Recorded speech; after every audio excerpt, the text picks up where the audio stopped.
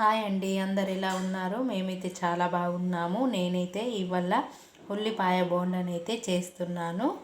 అందుకోసం నేనైతే 2 కప్పుల ఉల్లిపాయలనైతే కట్ చేసుకొని ఇలా సన్నగా కట్ చేసుకొని తీసుకున్నాను. ఇప్పుడు ఇందులో ఒక 3 స్పూన్ల కార్న్‌ఫ్లోర్ అయితే వేసుకోవాలి. అలాగే 5 స్పూన్ల శనగపిండి కూడా వేసుకోవాలి.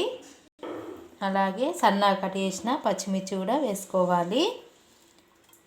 కొద్దిగా కొత్తిమీర, అలాగే 1 స్పూను జీలకర్ర కూడా వేసుకోవాలి. అలాగే 1 స్పూను ధనియాల పౌడర్ కూడా వేసుకోవాలి. అలాగే కొద్దిగా కారం, అలాగే ఈ పిండికి సరిపడా సాల్ట్ కూడా వేసేసుకోవాలి. ఇప్పుడు ఈ పిండి ఉప్పు, కారం, పసుపు అన్నీ ఉల్లిపాయలకు పట్టేలా చక్కగా ఇలా చేతిపట్టి మంచిగా కలిపేసుకోవాలి. ఇప్పుడే వాటర్ వేయకూడదండి, ఉల్లిపాయలల్లో వాటర్ ఉంటుంది కాబట్టి మొత్తం కలిపేసిన తర్వాత వాటరు వేసుకుంటూ మళ్ళీ కొద్దిగా అంతా వాటర్ ఒక 2 స్పూన్ల వాటర్ వేసుకొని పిండి ముద్దలా కలిపేసుకోవాలి. చూడండి, నేనైతే ఇలా పిండి ముద్దలా కలిపేసుకున్నాను.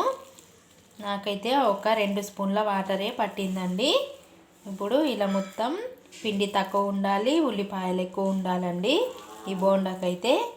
అలా ఉంటేనే ఉల్లిపాయ బోండా అవుతుందండి.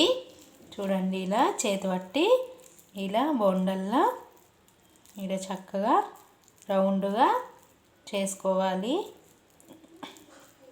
ఇలా చేసుకొని వీటిని డీప్ ఫ్రై చేసుకోవాలి. అందుకోసం నేనైతే స్టవ్ పైన ఆయిల్ అయితే వేడి ముందుగానే చేసుకున్నాను, చూపిస్తాను.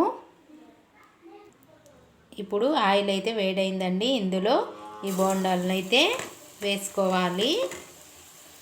చక్కగా నేనైతే 2 బోండాలు అయితే వేసాను.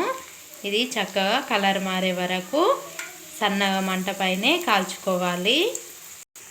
ఇలా సన్నని మంట పైనే ఇలా కలర్ చేంజ్ అయ్యే వరకు మంచిగా కాల్చుకోవాలి. లేకపోతే లోపల అస్సలు కాలవండి. చూడండి ఎంత చక్కగా కలర్ అయితే చేంజ్ అవుతుందో. ఇప్పుడైతే ప్లేట్లోకి తీసేసుకుందాము. ఇప్పుడు ఇలానే ఇంకా కొన్ని బోండాలు వేసేసి కాల్చేసుకుందాము. ఇప్పుడు వీటిని కూడా కలర్ చేంజ్ అయ్యే వరకు కాల్చుకుందాము. చూడండి ఎంత చక్కగా కాలుతున్నాయో సన్నని మంట పైన.